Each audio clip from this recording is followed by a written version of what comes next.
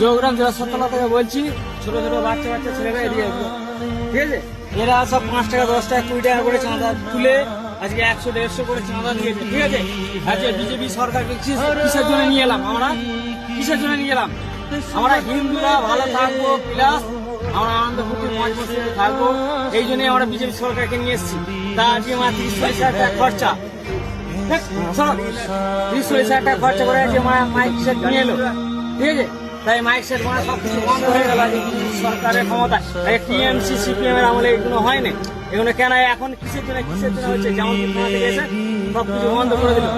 আমি আবার বলতে গেলাম বলে আমাকে গরম দিয়ে আমার ফোন সব কেড়ে নিয়েছিল। কিসের জন্য এগুলো? কিসের জন্য হবে?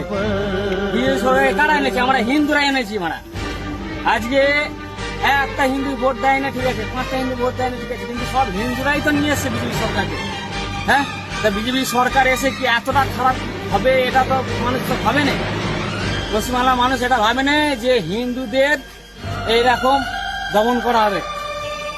হ্যাঁ, হিন্দুদের ধর্মে এরকম বিবাদ আসবে, ঠিক আছে, প্রবলেম আসবে। হ্যাঁ, কোনো বছর এরকম হয়নি। হ্যাঁ, টিএমসির আমরা আমাদের প্রত্যেক বছর আমরা আনন্দ করতে করেছি।